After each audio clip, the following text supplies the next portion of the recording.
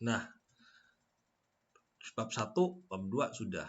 Kemudian di bab 3, pada dokumen program proteksi dan keselamatan radiasi, kita harus bisa mendeskripsikan tentang fasilitas yang kita miliki. Nah, apa yang harus kita lakukan dalam bab 3 ini?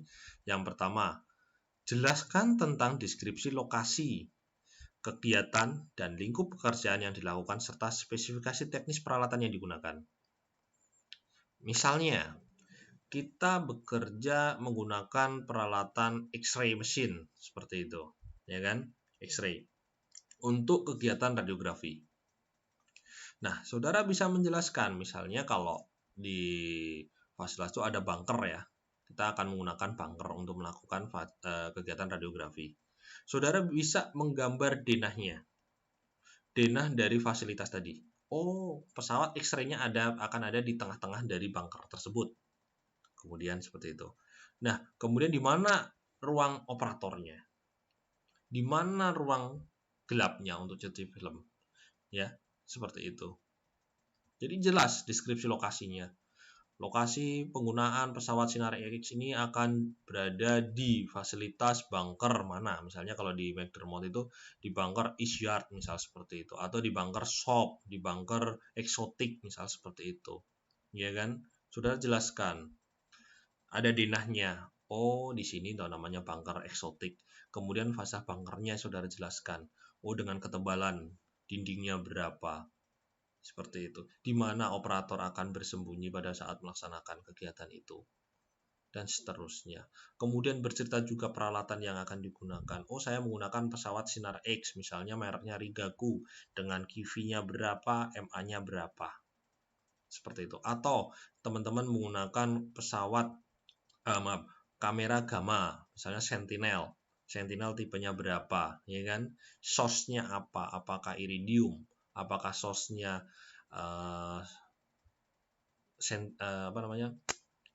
iridium, boleh kobalt, ataupun yang lainnya.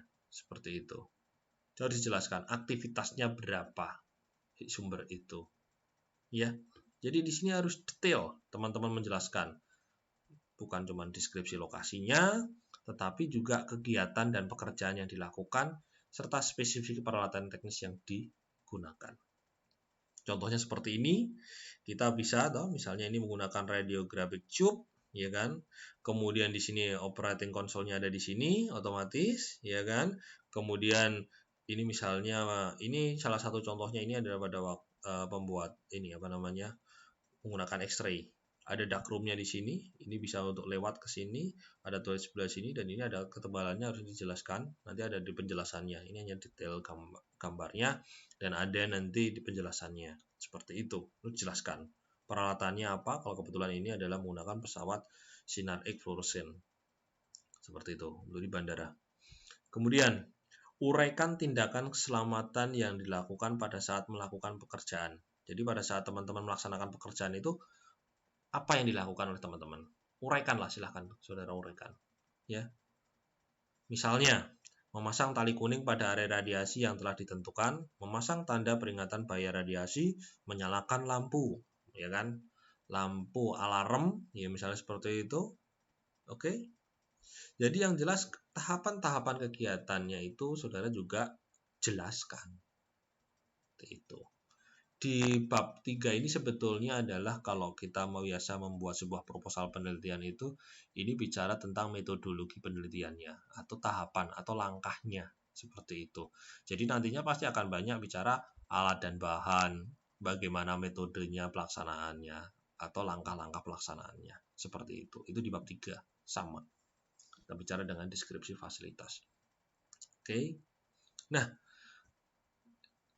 di sini bukan cuman tadi kan di bab satunya udah bicara deskripsi fasilitasnya. Di bab 2 lebih detail lagi, deskripsi pembagian daerah kerjanya. Perlu diingat di sini, nanti mungkin Pak Toto akan menjelaskan tanda dasar proteksi radiasi.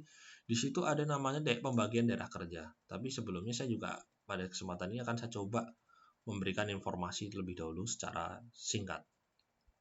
Dalam rangka membatasi dosis radiasi pekerja, pengendalian dilakukan pada daerah kerja yang secara signifikan mempunyai paparan radiasi tinggi.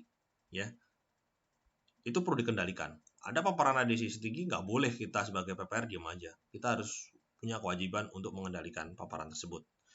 Membuat bagaimana paparan itu menjadi paparan yang aman bagi tubuh kita, bagi masyarakat umum, dan juga bagi lingkungan.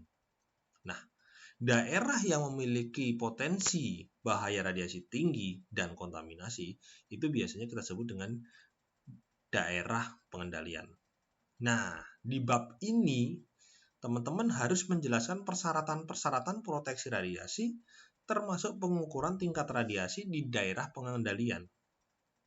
Kalau kita bagi daerah kerja itu menjadi daerah pengendalian dan daerah supervisi. Ya, seperti itu. Jadi ini daerah pengendalian itu yang daerah kita batasi tali kuning nih teman-teman. Ini pada waktu teman-teman biasanya melakukan X-ray ya, kan ini ngengkol nih, keluar sosnya lagi melakukan X-ray ini, kontak.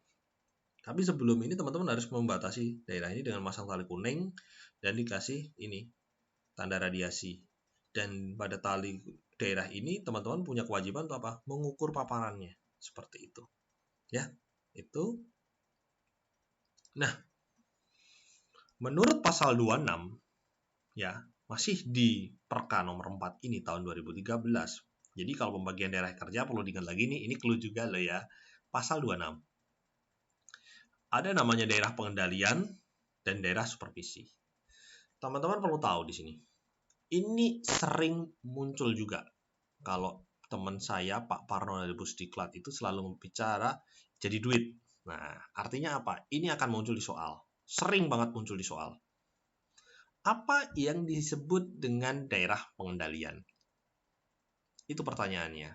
Karena ini pilihan ganda nanti pasti ada yang dibolak-balikan katanya. Nah, di sini tolong dicamkan di pikiran teman-teman bahwasannya daerah pengendalian adalah daerah yang memiliki potensi penerimaan paparan radiasi melebihi 3/10 NBD pekerja radiasi.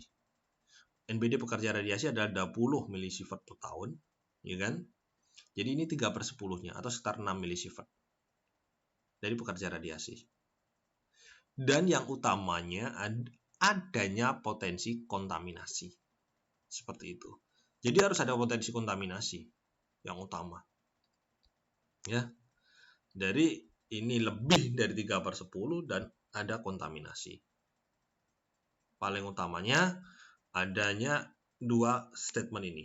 Lebih dari 3/10 dan ada kontaminasi.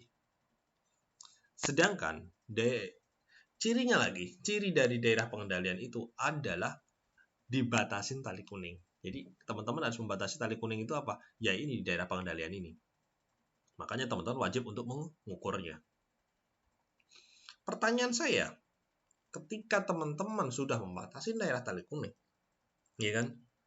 Kemudian saudara ukur, ternyata laju paparannya karena ngukur kan pakai surveimeter yang terukur adalah laju paparan, bukan paparan. Ya perlu diingat ya, lajunya ya yang diukur itu bukan paparannya.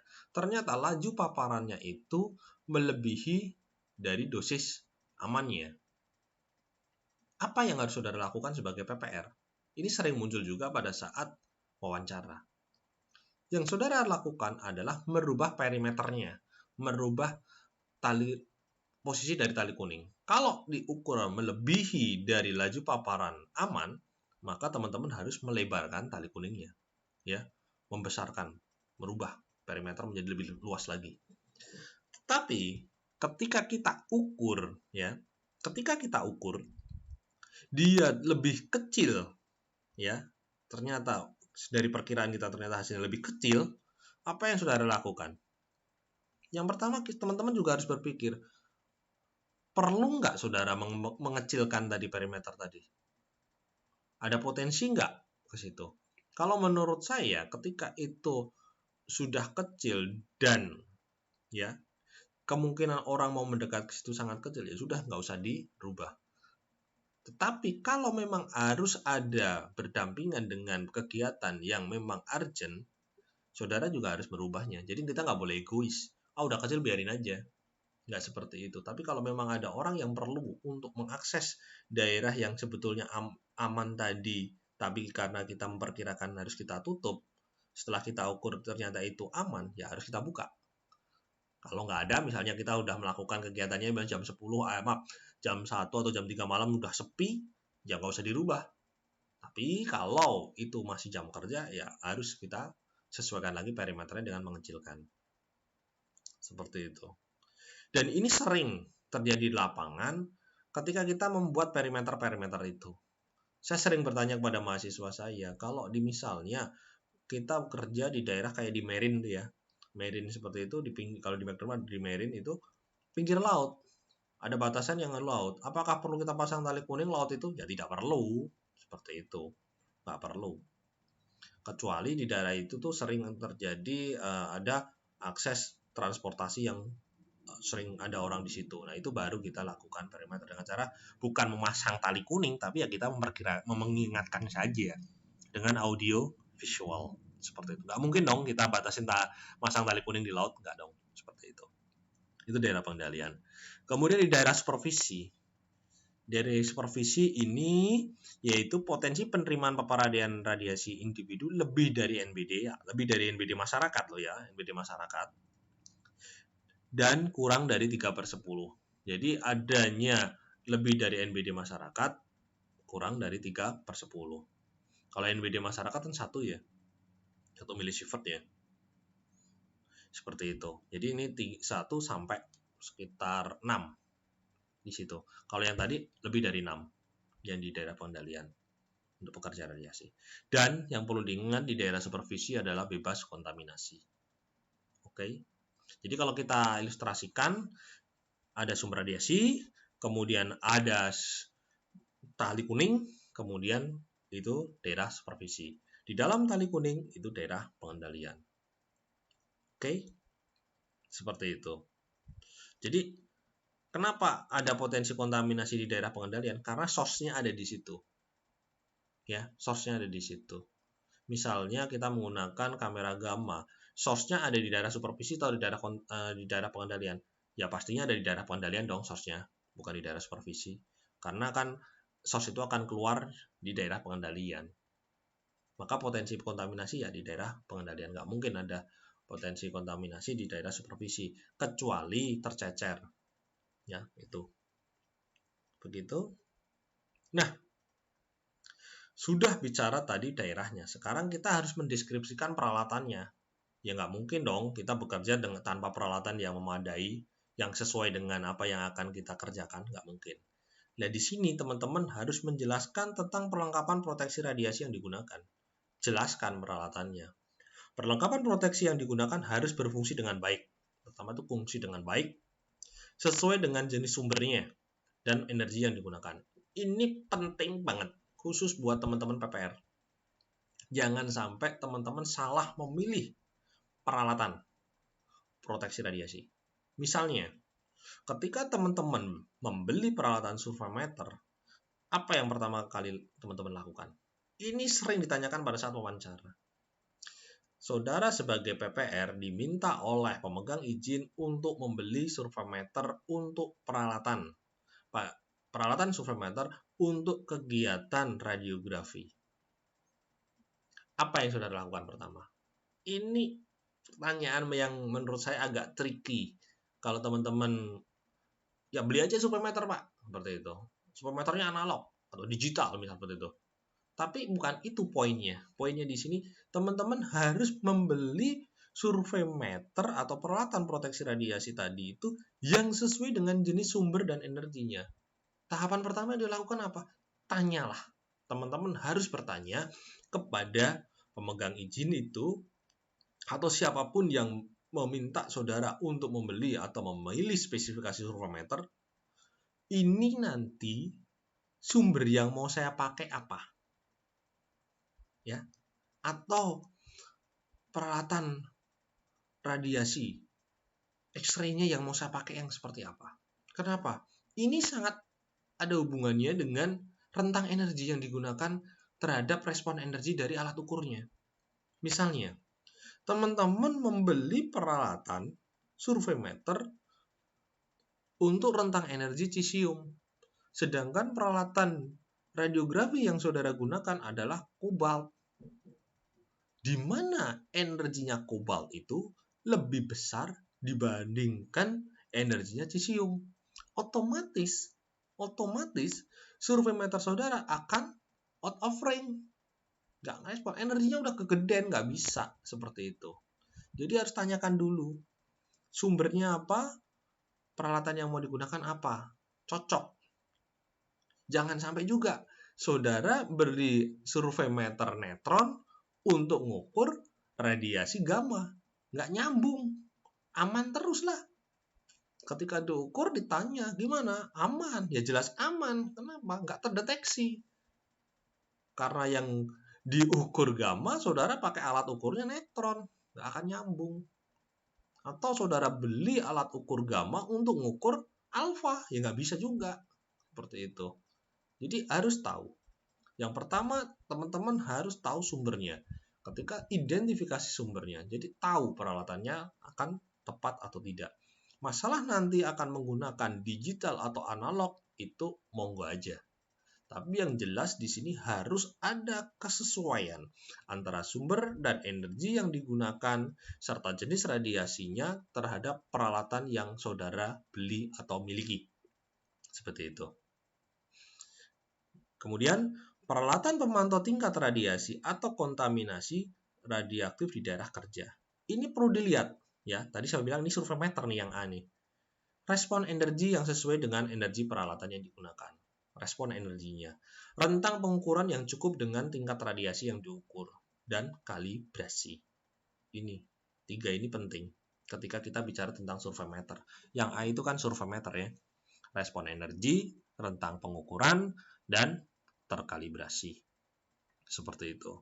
Kemudian peralatan memantau dosis perorangan. Contohnya adalah TLD, film batch, PENDOS. Seperti itu. Dan hati-hati ketika teman-teman itu bicara tentang TLD. Terkadang kita beli TLD ya beli-beli aja. Tapi perlu dilihat juga TLD itu tuh nanti itu tuh untuk mengukur energi apa? Radiasi apa? Jangan-jangan saudara beli TLD-nya untuk neutron, untuk gamma, tapi dikasih TLD neutron. Sekali lagi, ya nggak nyambung gitu loh. Mesti aman terus, dosis saudara aman terus, 0, karena nggak tercatat. Nggak bisa mendeteksi si TLD-nya tadi. Hati-hati di situ. Ini sering. Jadi saya mengingatkan di sini, ketika teman-teman membeli TLD itu pastikan TLD ini itu untuk sumber apa, ya, pastikan. Dan kalau bisa ditandain sebelum dilakukan evaluasi baik itu ke PT KMR. Saudara tandain. Takutnya ketukar nanti di sana, seperti itu, ya. Yang ketiga adalah peralatan memantau radioaktivitas lingkungan, ya. Memantau radioaktivitas lingkungan itu bisa ada namanya monitor kontaminasi, seperti itu. Kebetulan saya nggak bawa alatnya ya. Ada itu nanti. Nanti besok pada saat penggunaan alat ukur atau alat ukur radiasi, Pak Toto akan menjelaskan seperti itu. Kemudian yang keempat adalah peralatan protektif radiasi. Paling kurang meliputi kontainer pengangkutan. Ini wajib ya, kalau saya dulu pada waktu saya bekerja di radiografi seperti itu, ketika saya memindahkan kamera gamma dari bom pit tempat penyimpanannya itu ke mobil pengangkutnya untuk ke site, misalnya ke bunker seperti itu. Meskipun dalam satu fasilitas, saya selalu meminta kontainer pengangkutan itu harus ada di mobil pengangkutnya. Jadi ada boxnya sendiri. Alhamdulillah dulu pada waktu di Oceanary difasilitasi, saya minta. Jadi ada box pengangkut kamera gamanya itu, saya taruh di mobil, di pickup itu, di boxnya. Kemudian ketika saya akan melakukan kegiatan itu, saya ambil dari kamera dari bombit, saya taruh di boxnya itu. Seperti itu. Jadi udah ada di situ. Maka itu wajib, kontainer pengangkutan. Dan ketika jalan harus digembok. Ya, jangan dibiarkan dia terbuka seperti itu. Penting, kontainer pengangkutan. Kemudian tang jepit bertangkai dengan panjang paling kurang 1 meter. Ini peralatan keadaan darurat nih, harus dibawa karena perlu diingat hukumnya haram memegang zat radioaktif secara langsung dengan tangan, haram, nggak boleh, bahaya. Jadi harus ada alat bantunya. Salah satunya adalah lontong. Perlu diingat dari prinsip dari pengendalian radiasi yaitu adalah perisai jarak dan waktu. Dengan menggunakan tang penjepit atau lontong 1 meter itu kita menggunakan prinsip jarak berbanding kuadrat. Nanti dijelaskan. Seperti itu. Kemudian adanya lempeng PB atau perisai radiasinya. Kalau dulu saya menggunakan selain lempeng PB, saya menggunakan lead shoot atau pasir timah. Seperti itu. Pasir timah memiliki keunggulan di mana dia memiliki fleksibilitas tambang lintang, jadi dia mengikuti bentuknya. Jadi misalnya namanya pasir, dia ketika menutup akan menutup sesuai dengan dimensinya, bentuk permukaan dari si material. Kalau menggunakan lempeng PB itu ada celah, masih ada kemungkinan celah. Tetapi tidak semua perusahaan itu memiliki lead shoot tadi. Dan juga yang terakhir adalah tanda radiasi. Seperti itu. Nah, ini peralatan-peralatannya kita bisa melihat di sini. Yang pertama adalah di kamera gamanya. Ini juga kamera gamma.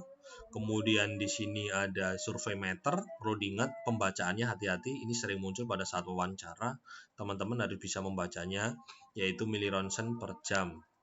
Dan menggunakan survei meter. Besok pada waktu praktikum alat ukur akan dijelaskan. Ini adalah APD personal. Ada film batch, ada TLD, ada PENDOS. Ini survei meter dan ini adalah tang panjang atau kita kenal dengan namanya long tong. Oke, itu di bab 3-nya.